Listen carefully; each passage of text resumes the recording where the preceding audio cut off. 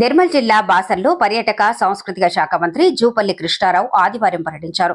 ఈ సందర్భంగా ప్రసిద్ధి చెందిన శ్రీ జ్ఞాన సరస్వతి అమ్మవారిని దర్శించుకుని ప్రత్యేక పూజలు నిర్వహించారు. అనంతరం ఇటీవల చోరీ జరిగిన మహంకాళి ఆలయాన్ని సందర్శించి భద్రతా ఏర్పాట్లపై అధికారులతో సమీక్షించారు. తదుపరి ఇంద్రప్రస్థ గెస్ట్ హౌస్ లో జిల్లా కలెక్టర్ భావేష్ మిశ్రా, ఎస్పీ జానకి షర్మిల, ఆలయ ఈవో అంజనాదేవితో కలిసి సమావేశం నిర్వహించారు.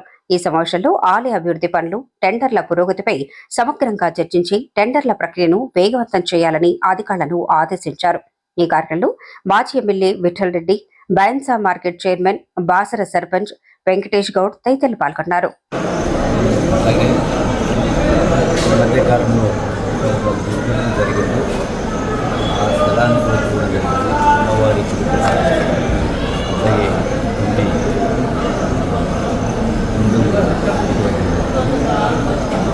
దానికి సంబంధించి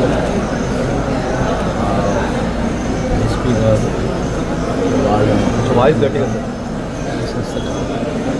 వాళ్ళపైన చర్య తీసుకుంటారు. వాయిస్ చూడసాగుతుంది. ఇటువంటి సంఘటనలు దుర్ఘటనలు జరగకుండా ఉండడానికి పకడ్బందీ ఏర్పాటు చేసేలాగా చేశారు. అది రెండు విధాలు. ఒకటి టోటల్గా ఎవరు కూడా అడ్డుకోవడం. రెండవది పోలీసుల ద్వారా కూడా స్పెషల్ ఫోర్స్ పెట్టి ప్రోగ్రామ్ చేసి ఒక సెక్యూరిటీని కట్టుదిట్టమైన వాసన దేవాలయం.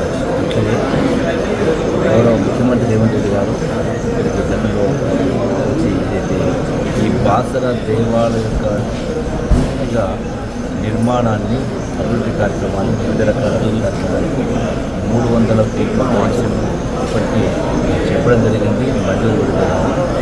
ఆ పనులు కూడా త్వరలోనే ప్రారంభం కాబోతాయి. ఈ యొక్క బాసర దేవాలయం యొక్క పూర్తిగా అంటే మరొకసారి ఎట్లయితే ఇతర దేవాలయాల కొన్నింటికి సంబంధించి యాదగిరి కావచ్చు, భద్రాచలం కావచ్చు, అదే స్థాయిలో ఇంకా బాసర నిర్మాణం కూడా ప్రత్యేకంగా జరగబోతారు. సరస్వతి అమ్మవారు ఎందుకంటే ఈ సరస్వతి అమ్మవారి కటాక్షం ద్వారానే సమాజంలో